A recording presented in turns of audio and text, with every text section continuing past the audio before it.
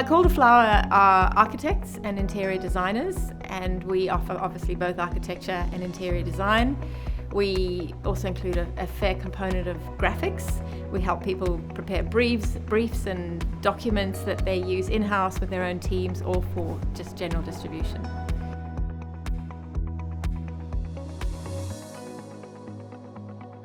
So Calderflower was founded by the founding partner, John Flower, in the early 80s, so the roots are deep.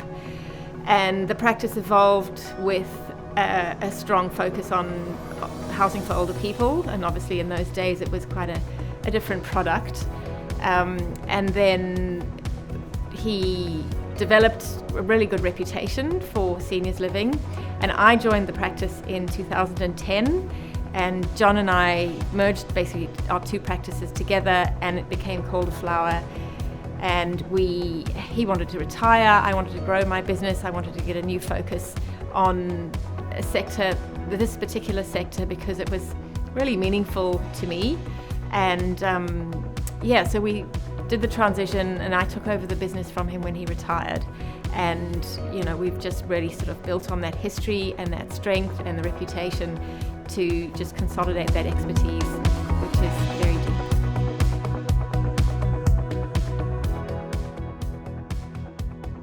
Interesting question. So we know the people we compete with, we know the other architects who do what we do, but it's quite a healthy space, that competitive area, because we're all quite different and we bring different things to different projects. So we like to think that we are a little different, a little less mainstream, and we make an enormous effort to make sure that every project is very customized and tailored to that specific site, that specific client, and the brief and the demographic that's targeting.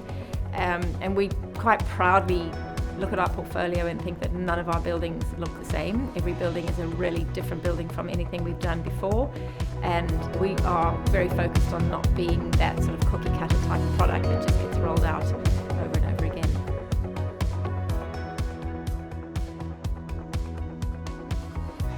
Our purpose is to, this real high-level vision is to make seniors housing a destination that people really want to live in. And that's a particularly challenging thing to do for aged care. So nobody wants to live in residential aged care. It is something people feel forced into at a very vulnerable part of their life. But we want to try and change that narrative just really through good design, to make these places people actually want to live in and move into at obviously the right time of their life. So we want to make them, they're big buildings, we want to make them buildings that proudly sit in the suburban context and that people acknowledge as good architecture, something that they can proudly live alongside. And then when the time is right, we want people to say, well, I actually want to live there because that's a cool place.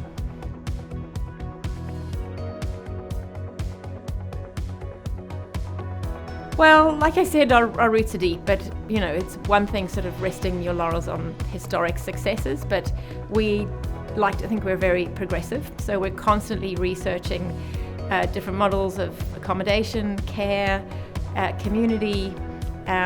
We do a lot of research. I personally study a lot of different examples abroad, and we just feel that learning piece brings a lot of value to our clients. In addition, we work with a very broad range of clients. We work for a lot of the not-for-profits, the for-profits, charities, private developers. So we learn something from every client that we have, so we can bring to the table for each client a lot of that knowledge and insight into what everybody else is doing. So we feel very empowered that we are across a lot of the issues in the sector. We feel the pain points. In addition, I used to be a registered nurse, so I like to understand what these environments are going to be like to work in from the staffing point of view. So as much as they have to be good places to work in, they have to equally to live in, they have to equally be good places to work in. And operationally, we know how to make buildings really efficient. We know how to make corridors shorter. We know how to really manage that movement of services across a building, how to separate the front of house and the back of house, to deinstitutionalize those environments. And we study every building that we do as a post-occupancy project, to not so much pat ourselves on the back for the wins, but to learn from the things that we can improve for the next building that we do. So our overall philosophy is that every building we do has to be better than any building we've done before.